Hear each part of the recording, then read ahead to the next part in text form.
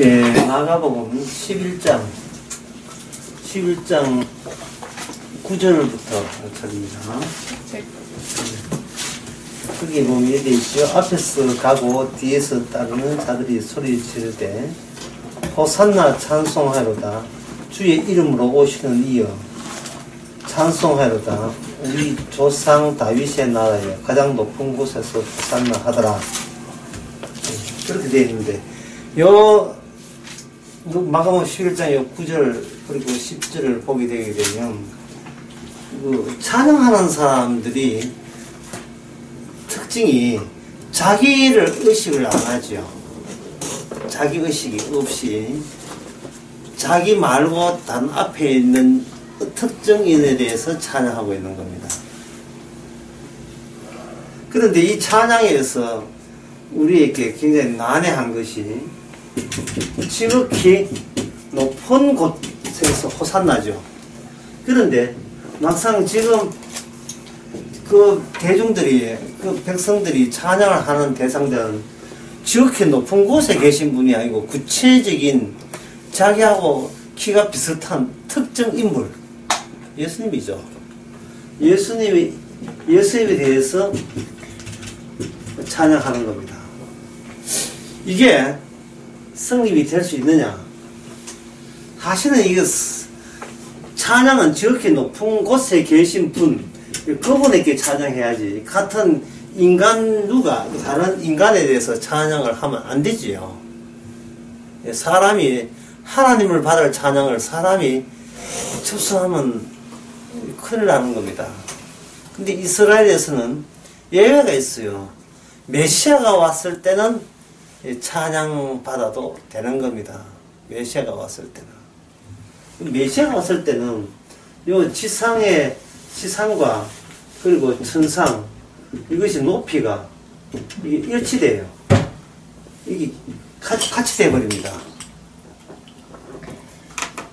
하늘이 내려앉았다 할 수도 있고, 그분이 하늘만큼 높아졌다 할 수도 있고, 어쨌든 간에 지극히 높으신 분과 지상의 메시아가 같이 찬양의 대상이 된다. 그 순간이 오는 겁니다. 벌어지고 있던, 눈꺼풀 해도, 입술 해도, 입을 벌릴 때는 두 입술이 벌어졌잖아요. 근데 입을 감아버리면 두 개 위아래 입술이 하나가 되죠. 서로 하나가 되는 겁니다. 그것을 대중들이 예수님을 향하여 찬양을 해버렸다 이 말이죠. 그래서 여기서 우리가 알 수 있는 것은 지극히 높으신 분이 마땅히 하나님이니까 하나님과 지상에 오신 분이 그 하나님의 메시아라는 것을 합치되었을 때, 거기에 하나가 되었을 때 나타났을 때 어떤 증거로 확보할 수 있느냐 하면은, 그게 어디나 9절에 나옵니다. 9절에 나와요. 호산나 찬송하로다. 그 다음에 무엇의 이름으로, 주의 이름으로 오시는 이여라고 하는 겁니다. 주의 이름으로 오시는 이여. 그래서 주의 이름으로 오신다는 말은 다윗의 자손이니까 메시아인데, 주의 이름이라 하는 것은 우리에게 뭘 이야기하느냐 하면은, 우리가 찬양한다고 해서 하나님께서 우리에게 복을 주고 우리를 구원하는 게 아니에요. 그냥 하늘 향하여 기도한다고 기도 응답되는 게 아니다 이 말이죠. 그러면 뭐냐 하면은 그 통로라는 게 있어요. 통로. 지정된 사람, 지정된 장소, 지정된 사람, 그분을 경유해서 하나님께 찬양도 받으시고 하늘에서 복도 내리시는 겁니다. 그게 이제 그 유명한 야곱의 사다리 아닙니까? 이제 그 유대인들이 그걸 다 알고 있어요. 하나님의 약속. 그리고 야곱 이후에는 누가 유명하냐? 모세가 유명하죠. 그래서 모세가 그 유대 사회에서 독보적인 존재로 추앙받는 겁니다. 모세가 준 율법, 모세는 떠났어도 모세가 넘겨준 율법이 있는 한 하늘과 지상에 있는 자기 이스라엘 유대 나라의 관계는 돈독하다. 예, 끊어지지 않는다. 예, 이어진데 접속돼 있다. 그렇다면 이제 그 율법에 의해서 메시아가 와야 되는데 메시아가 오게 되어 있어요. 그럼 메시아가 올 때 그들은 뭐냐면 주의 이름으로 오신다는 사실을 그들은 알았어요. 시편 118편 25절에 보면 그 내용이 나와 있습니다. 시편 118편 25절에 보면 오실 분이 주의 이름으로 오시고 그 다음에 주의 이름을 오시는데 주의 이름이라는 말로 해도 되고 다른 말로 또 나와요. 여기 보자. 다윗의 자손이라는 말을 해도 된다는 겁니다. 뭐 여러 가지 이름을 부르고 있는데 어쨌든 간에 여기서 이방 민족인 우리 입장에서 볼 때에 유대인들은 뭐를 믿느냐 하면은 지극히 높으신 곳에서 일을 추진을 시키고 그 일의 추진이 모든 것이 끝장을 보고 완성이 되게 되면 필히 그냥 완성했다 하고 하늘에서 구름 사이에서 쑥 감지된 게 아니고 구체적인 어떤 불을 이 땅에 보냄으로 말미암아 하하 일 끝났네. 예. 주님께 일을 이제 됐어. 이제 끝났다 이래 보는 겁니다. 그래서 저는 그것을 뭐냐면 시간의 마감이다.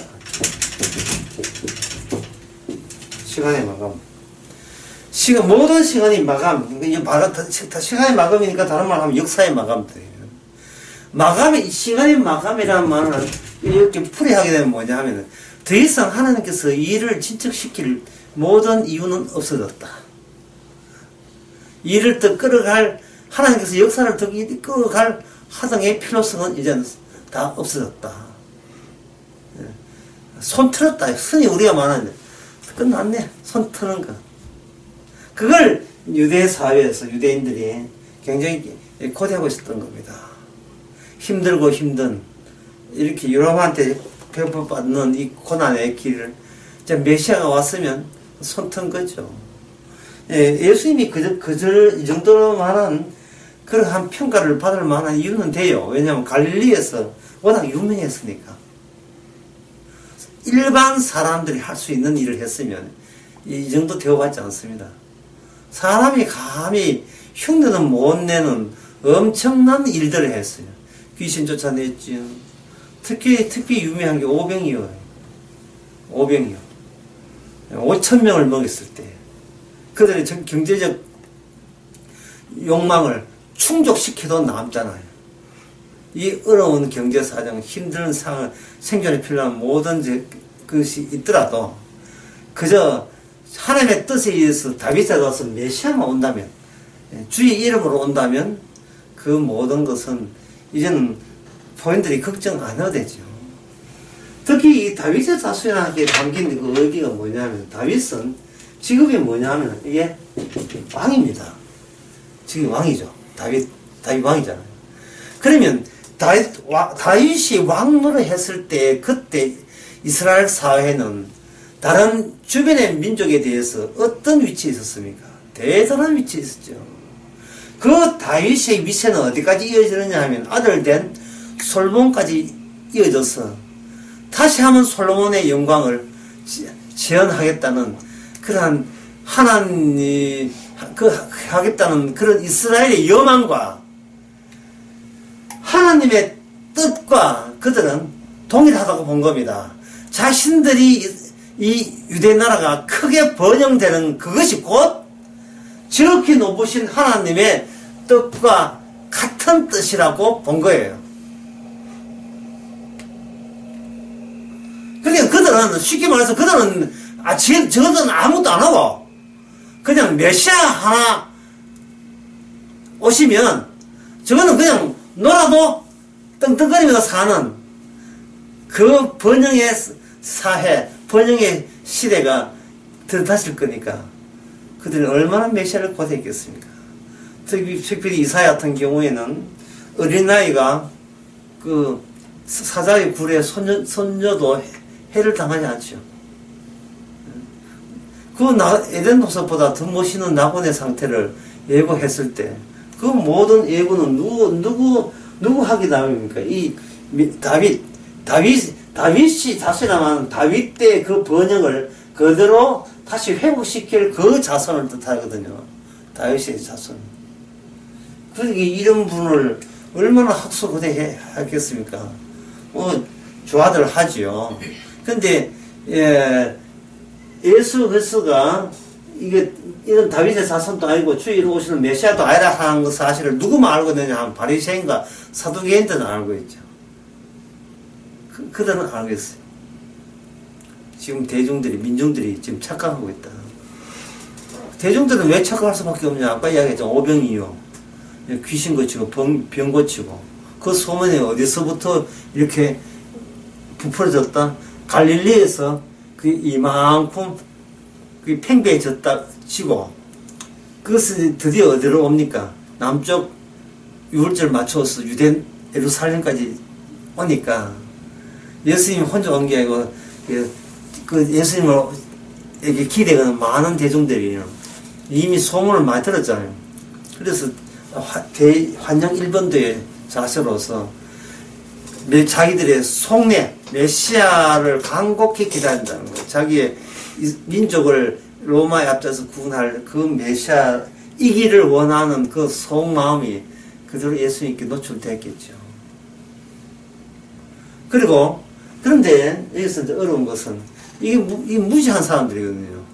그들이 원하는 그 낙원은 오지 않습니다. 자, 목욕탕에 들어갔을 때 뭘 기대하냐면 말끔하게 때 빗기고 이렇게 피부 포송포송해가지고 한 2시간 내에, 여자는 2시간 속 하니까 2시간 내에 다시 돌아오기를 기대하겠죠. 근데 목욕탕 들어갈 때 불에 타 죽을 걸 기대하고 어떻게 목욕탕 들어갑니까? 그렇지 않지요. 들어갈 때부터 나오기를 예상하잖아요.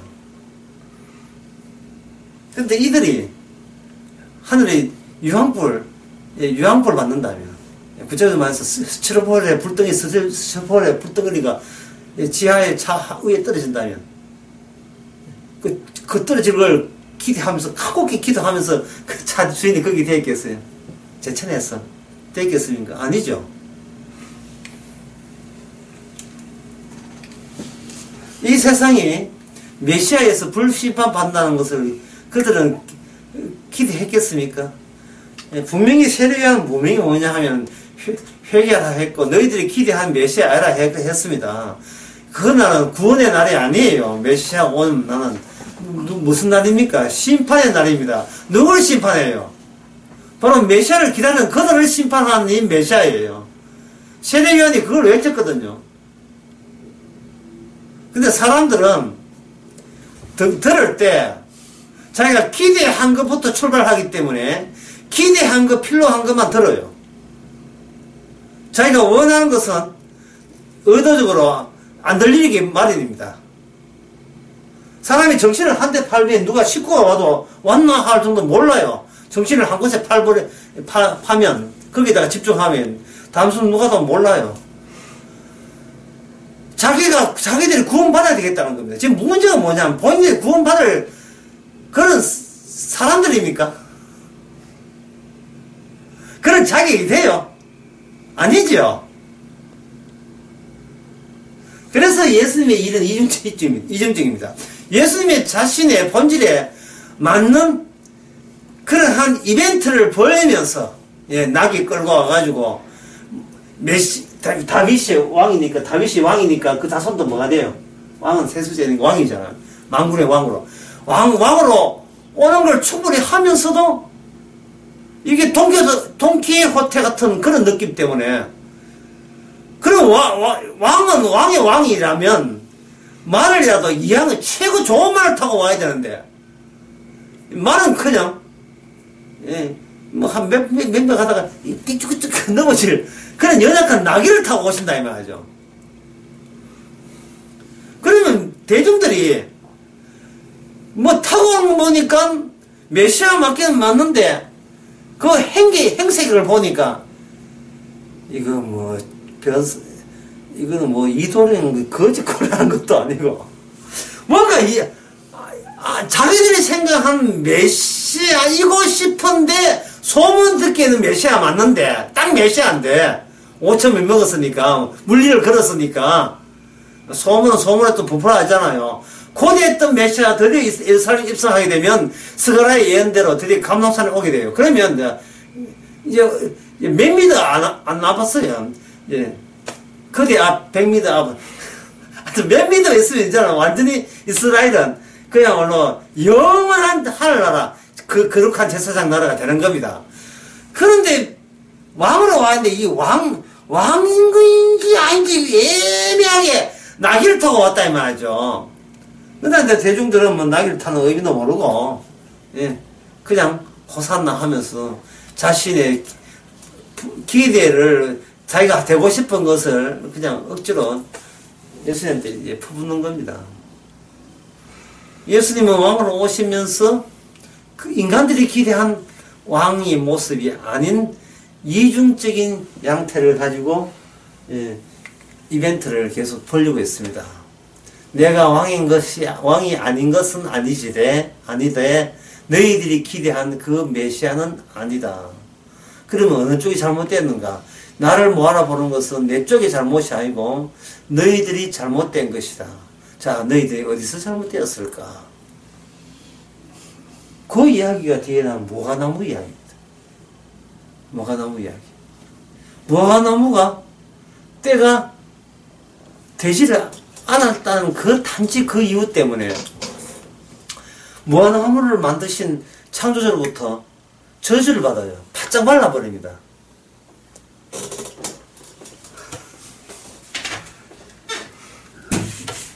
누가 놀랐겠어요? 제자들이 깜짝 놀랐습니다. 때가 안 됐는데, 무화과나무가 때가 안 됐는데 말라 했다. 예? 이 말라 비트는 속도가 유난히도 빨랐어요. 그 말은 뭐냐 하면은, 그 무화과나무를 통해서, 무화과나무가 저주받고 있는 상황이라는 것을, 그것도 예수님으로부터 예수님 오지 않았으면 그런 일이 없었는데, 예수님이 와서 약간의 짜증을 내면서, 내가 시작한데 왜 열매가 없지? 쟤네들도 누가 이야기 하겠습니까? 아니, 때가 안 됐습니다. 주님, 정신 차리세요. 지금 때가 어땠는데 뭐 하냐면, 주님, 때가 안 됩니다. 때가 안 된 걸 예수님 모를까요? 알면서도 열매를 요청했던 그 의도가 뭐냐 하는 겁니다. 그 의도. 그 무화과나무가 그러면 살고 싶으면 어떻게 돼요? 보자, 열매 있나 할 때 뭐가 갑자기 바빠야 돼. 갑자기 성장 호르몬이 빡짝 해가지고 비아그라 붙든지 간에 주님 여기 있습니다 해가지고 한 개만, 그것도 두 개 필요 없어. 한 개만 먼저 시범적으로 하나 딱 만들어야 되는데 그럴 능력이 없었는지 무화과나무는 그냥 저주받는 겁니다.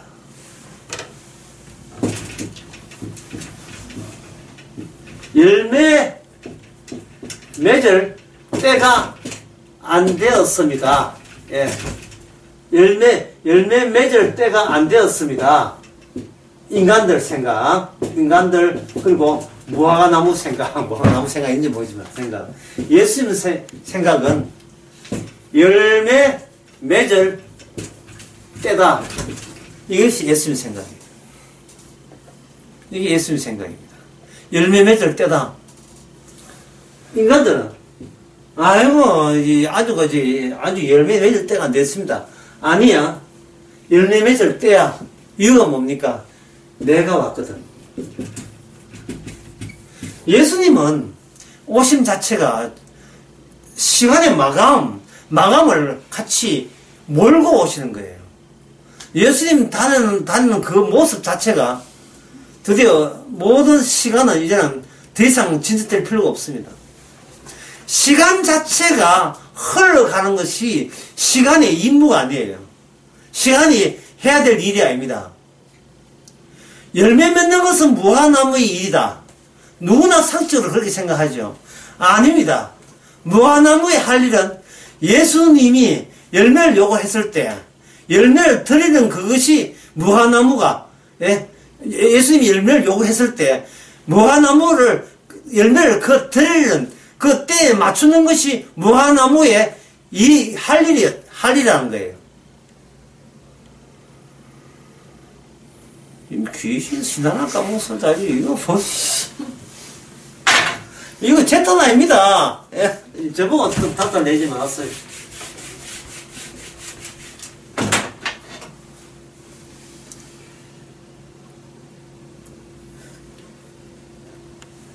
(14절에) 봅시다. 예수께서 남에게 일러가라사대 이제부터 영원토록 사람에게 내게서 열매를 따먹지 못하리라 되었습니다. 이 말씀은 무화나무를 하나의 인간처럼 다루고 있습니다. 인간처럼 다루고 있어요.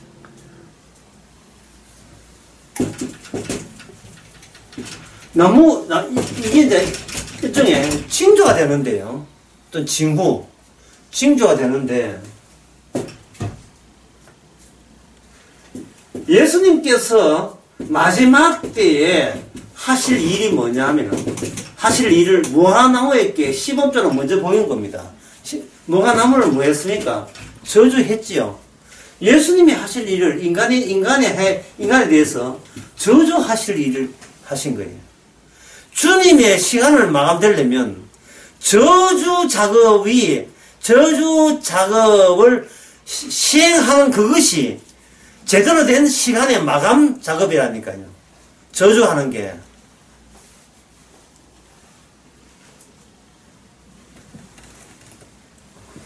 지극히 높으신 분께서 이 지상에 올 때, 인간들은 뭐라고 오해하냐면, 자기들은 멀쩡해. 자기들은 건전하고 보는 겁니다. 하늘에서 사다리 보내주시면 사다리 타겠습니다. 라고 생각하는 거예요. 그러나 예수의 생각은 뭐냐면, 내가 하늘에서 내려올 때 그냥 빈손으로 내가 왔겠느냐 하는 겁니다. 예? 빈손으로 내려왔겠어요? 예수님께서 낙인을 부르고 난데 낙이 위에 올라탔잖아요. 그건 낙이 타고 하늘에서 땅에 내려온다 이 말이죠. 예. 그럼 낙이를 왜 탔냐 하면은, 왕이라면 뭘 타야 돼요? 말을 타야 되잖아요. 말 타자고 낙이 탔다는 말은 이런 변화에 대해서 그 책임은 누구한테 있다? 바로 이 세상이 정상적인 세상이 아니잖아요. 정상적으로 메시아로 알아보고 다윗의 자손을 알아볼 수 있는 그렇게 된 세상 자체가 아니라는 겁니다. 그러면 호산나 찬송하로다 호산나 떠서 우리를 구원하세요 하는 뜻인데, 우리를 구원하세요 하는 그 말은 그러면 취소냐? 아니, 취소 아니죠. 그런데 이중 프레이라니까요. 주님께서 분명히 구원하시는데 인간들은 뭐냐면 멀쩡하니까 데려가 주세요. 이것이 구원입니다 라는 것은 인간들 생각이고, 그게 아니고, 아니야, 너가 멀쩡한 게 아니야. 너희들을 저주하는 그것이 구원의 계시가 되는 겁니다. 도대체 인간이 구원받겠다는 그 신보가 더러운 신보 아니에요? 오죽했으면 세례 요한이 도끼 이야기 하겠습니까? 오죽했으면 바리새인 사두개인들을 뭐 보겠습니까? 이 돌멩이보다 더 못한 인간이라 했잖아요. 너희들이 어디를 가? 하늘 나다가? 에이, 돌멩이가 들어가겠다, 돌멩이가. 예? 다시 말해, 너희들은 뭐보다 못하다? 돌멩이보다 못한 거예요. 대한예수교 장로의 돌멩이 교회. 예, 그런 평가받아도, 예, 아주 그런 평가받아도 굉장히, 예, 그런 오감타 봐야 돼요. 분명한 말씀 드리겠습니다. 수도 그름침을 안 하신 세상은 수도 그름침을 해가지고 이런 건 녹취할 필요가 없어요. 다시 한번 말씀 드리겠습니다. 수도 그름침을 안 하신 세상은 수도 그름침을 해가지고 굉장히 시대가 제치시기 바랍니다. 감사합니다.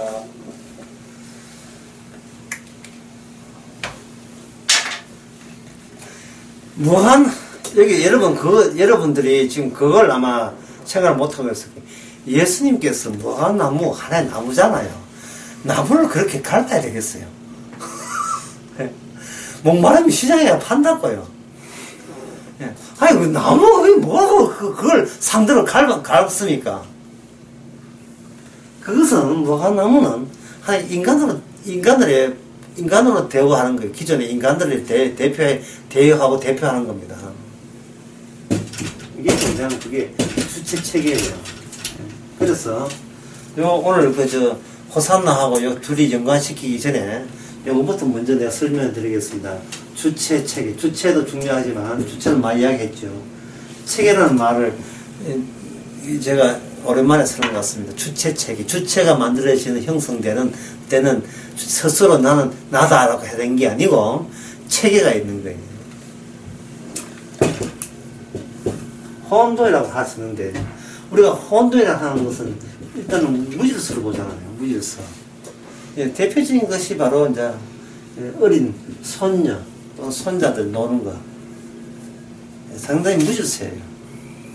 그런데 어린 손녀나 손자보다도 더 무질서한 게 뭐냐면은 엄마 뱃속에서 아직 잉태하지 않는 그러한 형국. 그게 아주 무질서예요. 이것은 어떤 의미에서요? 순수인데 순수는 의로움이 아닙니다. 순수하다는 것은 어려움이 아니에요.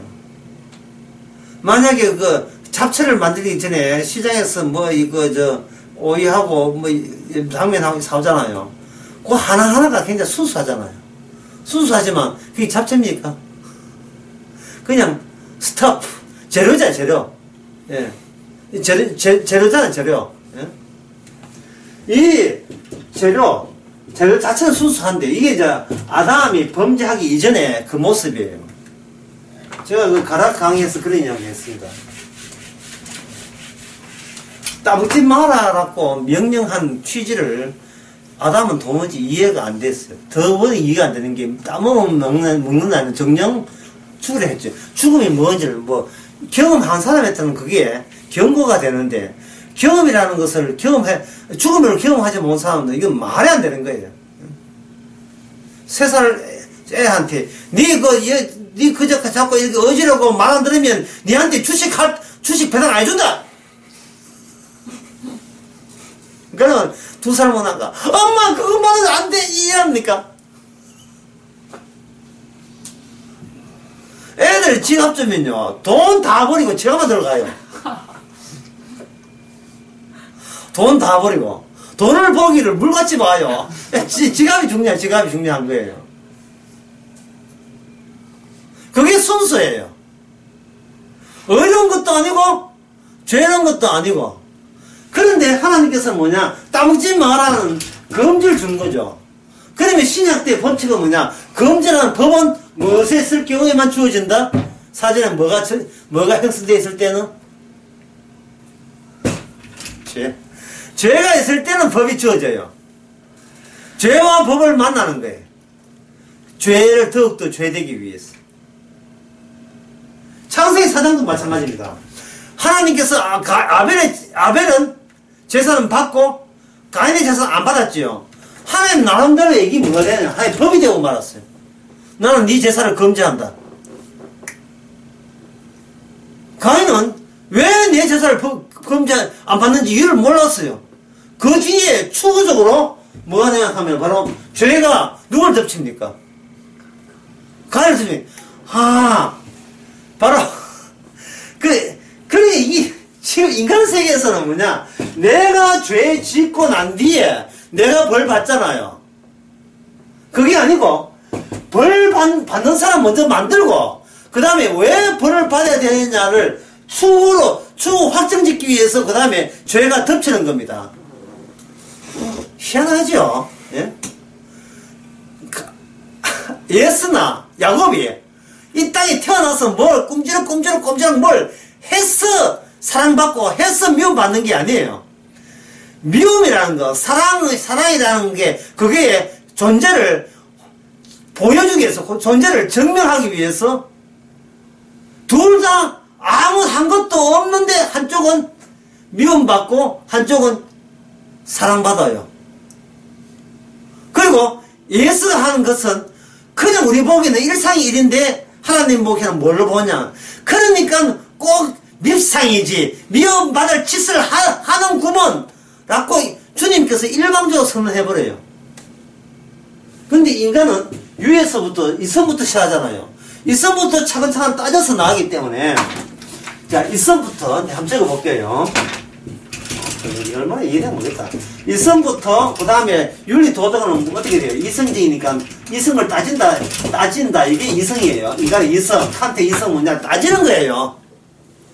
따질 때 누가 따지느냐 하면 주체가 있어서 내가 따지는 주체가 내가 따지는 거예요. 내가 따질 때 목적이 있어요. 내가 따지는 이유가 뭐냐 하면은 악은 악 쪽에서 멀어지고 선 쪽에 가까이 가기 위해서 내가 따지는 겁니다. 그러면 선하게 살겠다는 게 그게 원래 무죄 상태에 있었던 거예요. 죄 짓고 난 뒤에 생긴 겁니까? 선하게 살겠다는 게. 선하게 살겠다는 자체가 이미 죄 속에 있는 거예요. 예. 여러분 알기 쉽게 말씀드렸습니다. 자, 이게 혼돈 하는데 또 혼돈의 의미가 막 서로 싸운다 이렇게 해지기 때문에 그냥 순수 고요 뭐 이래 봅시다. 이거 이래 있는데 그걸 테두리 치는 거예요. 테두리 치는 여기 테두리 치게 되면 테두리를 치고 난 뒤에 비로소 이게 체계인데 체계가 있고 난 뒤에 이게 뭐냐 주체가 성립되는 겁니다. 예. 다들 뭐 담배 안 피우니까 잘 모르죠. 옛날 우리 집 담배집에 해서 담배 잘 안 하는데 담배 한 갑에 20개 들었어요. 예. 근데 공장에서는 담배가 일단 담배 동그라미 판 있잖아요. 수백 개 모였어요. 근데 이제 포장 그 과정에 들어가서 20개로 이렇게 딱 테두리 쳐버리면 요걸 한 갑이라 합니다.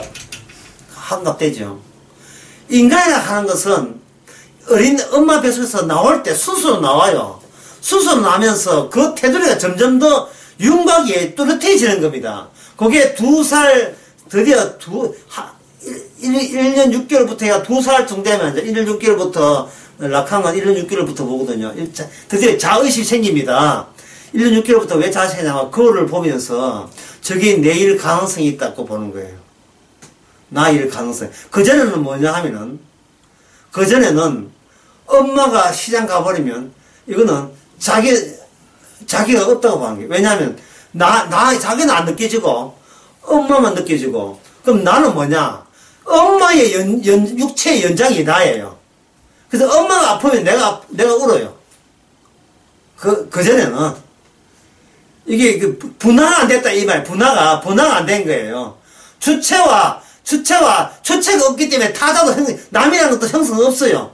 그냥 어디 가도 같이 붙어 있어야 되고 물론 그게 급작스럽게 된 건 아니고 차츰 그렇게 되어가요.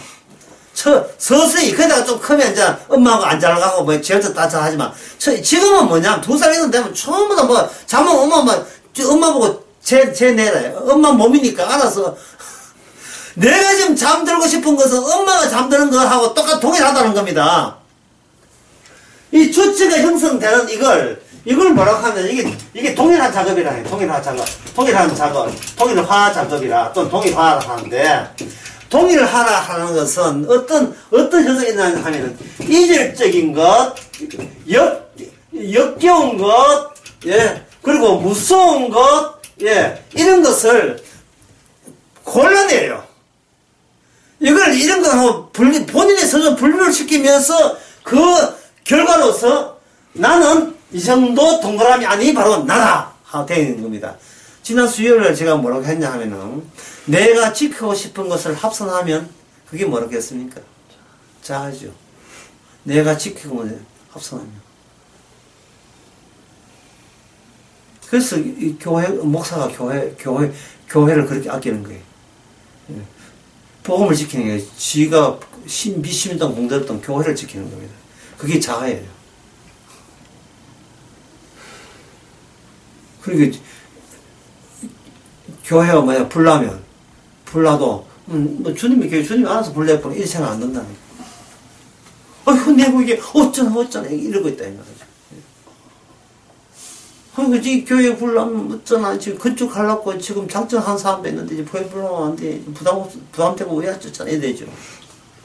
근데 부모에게는 뭐가 지키고 싶은 거예요? 부모한테는 자식이죠. 예. 자식이라니까요. 자기 장모, 지 아내, 딸, 오랜만에 저 친정 갔다 해가지고, 부여 사는 사람이 친정 와가지고, 제천에 와가지고, 다 죽, 3명 다, 한 목욕탕에 갔으면 다 죽은 거야. 통곡을 하는 거예요, 예. 아내, 남자가. 특히 그 아내 죽고 장모 죽은 게 그게 뭘 통곡스럽겠어.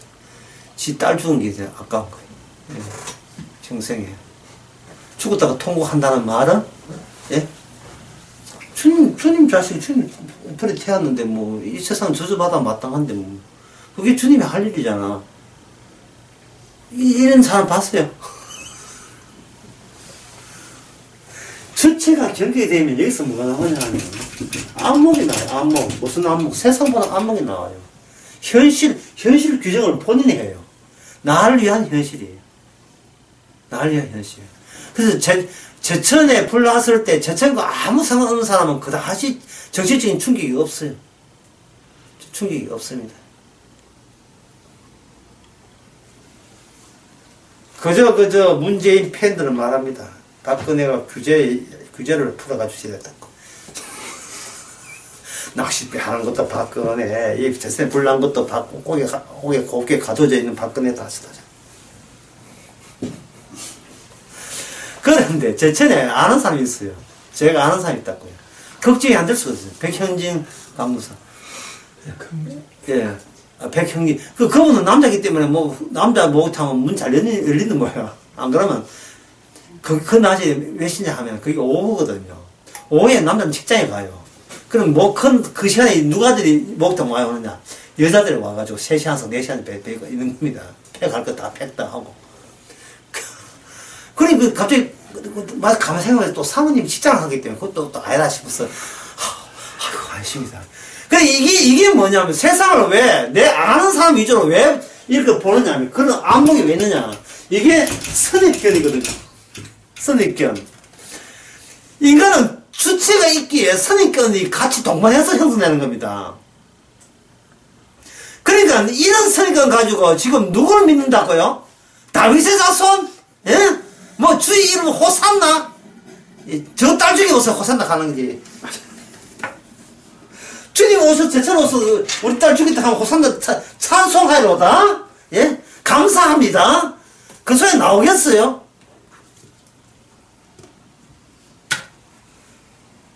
만약에 그렇게 자기 돈 떼먹고 도망가고 욕하고 그렇게 한 놈이, 예? 그 제천에서 그 회사가 죽어보세요. 정의는 살아있다. 정의는 살아있어. 주여 찬송하라. 그 사람은 죽이지. 다 사람 죽으면 아깝다마는 그 사람은 죽여야 돼. 나를 괴롭히면 그 놈만 죽여야 돼. 혼자서 혼자 해서 혼자 죽고 와야 돼. 다 사람 한 명 죽고 나머지 부상 이래야 돼. 그래서 세상에 어떤 사건이 나도 나와 얼마나 밀도 있는 관계를 형성하느냐 그걸 따지게 돼 있어요. 나와 얼마나 긴밀한 관계를 유지하느냐. 그러면 그 말은 뭐냐면 평소에 이거는 스파이더맨처럼 전부 다 자기를 중앙지로 로타로 잡고 쫙쫙 뭘 쏘고 있다는 거예요. 너무 쏜다 지금. 예, 지금 뭘 쏘고 있다는 거예요. 거미망을 거미줄을 쏘면서 거미줄을 쏘고 나는데 그 상상했던 거미줄의 망 멀리 가면 나하고 관계가 좀 적고 가까운 데는 나하고 늘 주고받고 통화할 땐 가까운 사이고 이런 두꺼운 거미줄로 형성된 그걸 뭐냐 주체의 장이라고 해요. 주체의 장 이걸 뭐냐 하면 이데올로기라고 합니다. 이념이라고 합니다. 아까 식사하면서 이야기했는데 하여튼 북한 사람들은 그렇게 당하고서도 그 김정은한테 그렇게 놀아는 이 무시한지 바본지 모르겠다 하거든요. 이 북한 주민들은 지금 이념의 장이에요. 그게 북한이 가장 이 세상에서 제일 행복한 나라예요. 월드컵 못 나가도 그렇게 행복해요. 나가면 더 좋고 어버이 수령 모시고, 이게 눈물이, 김정희전 눈물이 쭉 흘러가요. 여군들은 모자삐 따서고, 모자삐 따서도 욕을 안 먹을 때 모자삐 쓰고 막 달라들어. 이거 뭐 방탄소년단 팬클럽보다 더 해. 샤이니 그 팬클럽 더 한 거예요. 우리는 안 그렇습니까? 우리도 마찬가지 아닙니까? 혼돈인데, 원래 아무것도 없는데, 뭔가 둘러치는 거예요. 자, 뭐가 둘러치는가? 창세기 3장에서. 바로, 사단이 둘러친 거예요. 악마가 둘러쳤는데, 세상에서는 악마라는 말을 악마가 존재를 모르잖아요. 모르도 뭐하냐 하면은, 주변의 상황과 경제적 상황과 태어난 정치적 가정 분위기가 그 사람을 추천을 만든다라고 이야기해요. 그런데 성경에서는 그러한 세상적인 견해, 인간의 하나 하기 위해 주변의 가정 환경이 그 사람의 추천을 만든다는 말, 이러한 이에 성경에 동의하겠습니까? 사도 바울이 동의합니까? 동의 안 합니까? 동의 안 하죠. 그냥 한자예요, 육이. 육이. 그리고 성령이 오지 않으면 자기가 육인 줄 몰라요. 사도 요한복음 나오죠. 육에 난 것은 육이요.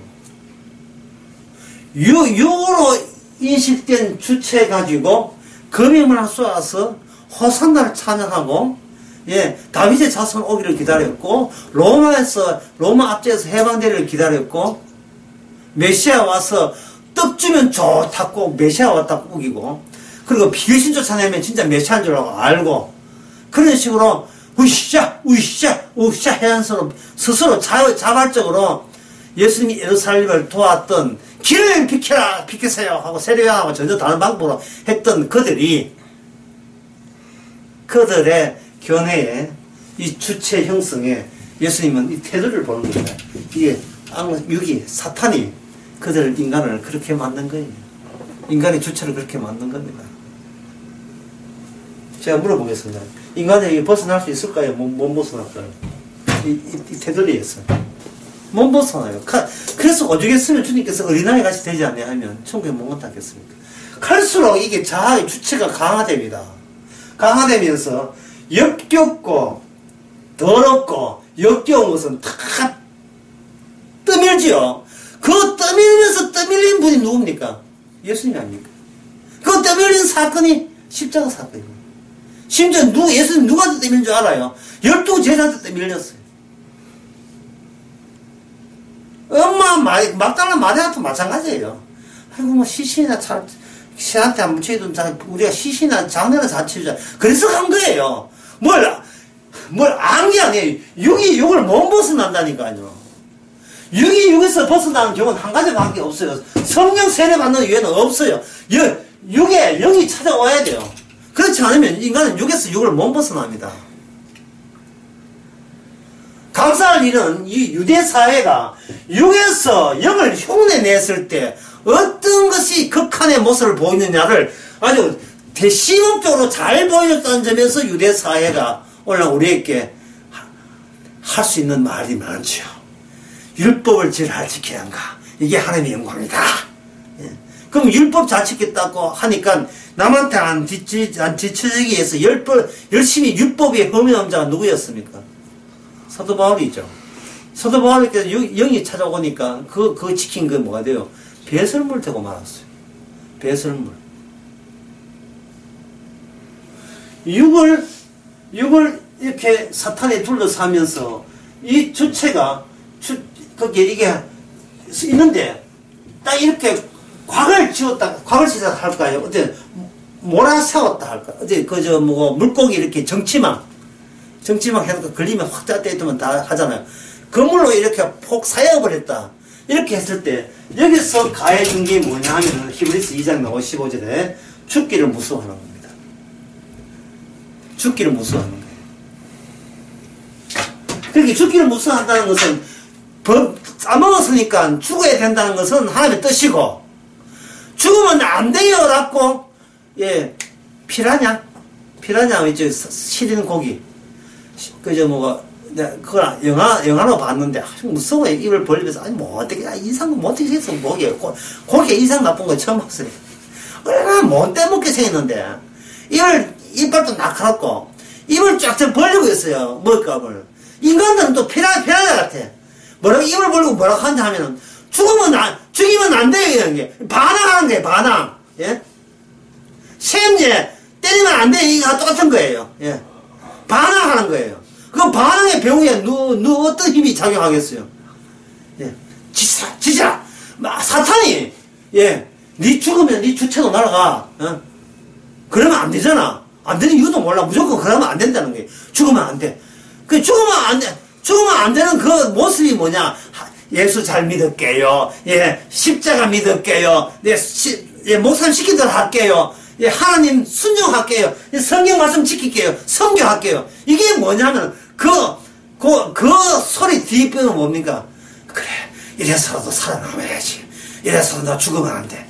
나도 각오가 있지. 위신이 있지. 이래서 죽으면 안 돼. 이런 것이 그 피라냐처럼 이렇게 외치고 있는 겁니다. 뭐 재료들도 예외가 아니고 마찬가지예요. 그래서 이걸 획기적으로 완전히 뜯어 고칠 필요가 있죠. 획기적으로.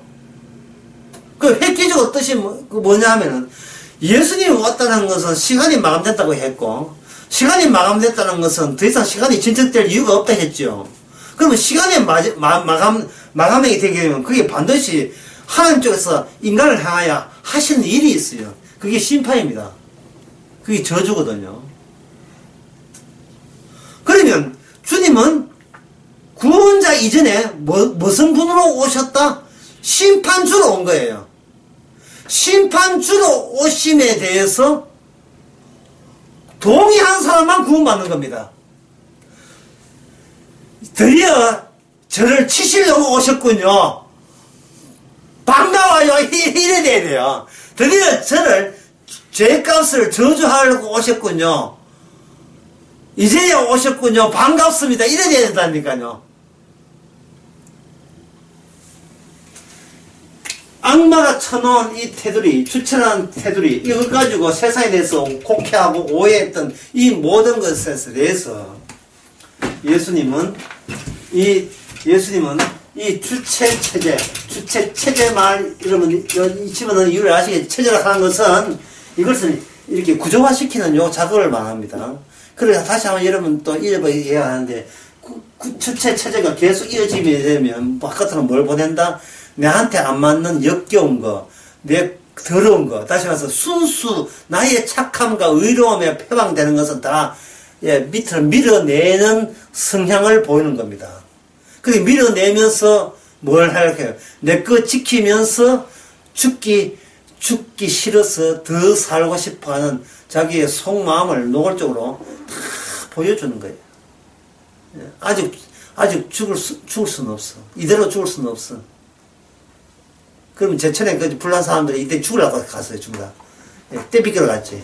때 왜 빗깁니까? 이양 사는 거, 말끔하게 살려고 갔잖아요. 뭔가 불났을 때는 이유가 있어야 돼요. 불의 원인이 뭡니까? 1번 차량, 2번 불난 스티로폴, 3번 불신한 마감재, 4번 예수님의 진노. 몇 번? 우리는 불소식이 주체예요. 스타프를 하니까 우리는 재료예요, 재료. 재료예요. 많이 봐주고 있었던 거예요, 지금. 예? 지난주 목욕탕 갔을 때 그때 불러야 돼. 광주 어느 목욕탕. 그때 불러야 했을 때. 하늘 없어요. 예. 어휴, 광주 안 나서 좋다. 이러면 안 됩니다. 목표는 빼주세요. 이래 나오면 안 됩니다. 예. 목욕탕 있는지 모르겠고. 작아서 안 되가 없을 수도 있대.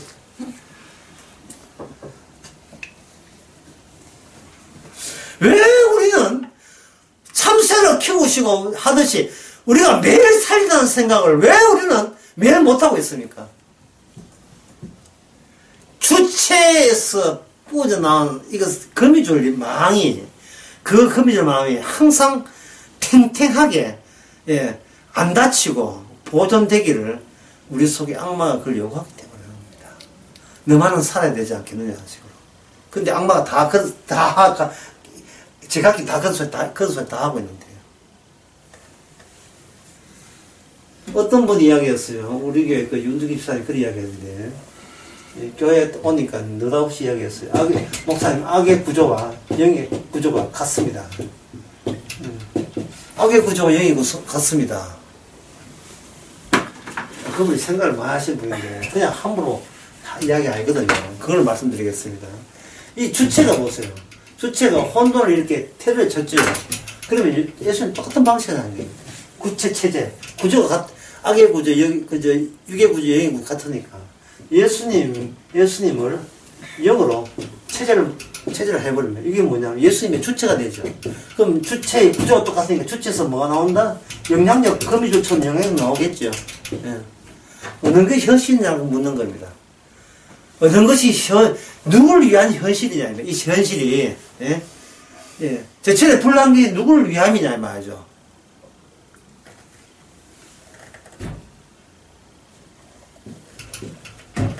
우리는 우리 마음대로 이렇게 뻗어놓은 것은 예수님의 주체가 우리가 누가 누구를 상호 흉내내는지 모르지만 인간에게서 이게 나왔다는 것은 분명히 사단이 그런 짓을 했고 그 사단이 하는 것과 같은 주체로서 예수님이 사단과 하는 짓거리를 예수님 같은 구조의 모범으로서 같이 하시는 거예요. 그럴 때 창세기 3장 15절은 여자의 후손과 뱀의 후손이 이런 것이 대결되는 구조가 되는 겁니다. 여자의 후손이라고 하는 것은 남자를 배제하고 태어난 자식. 남자에게 종속되지 않고 남자를 소외시켜 나온 그러한 여자의 자식이죠. 남자 없이. 이미 남자는 어디에 속했다. 왜 남자 없이 해야 되죠? 남자는 어디에 속했습니까? 흙이니까 이미 죽음의 힘 앞에 다 지금 맥없이 다 꼼짝만 하는 식으로 지금 잡혀있잖아요.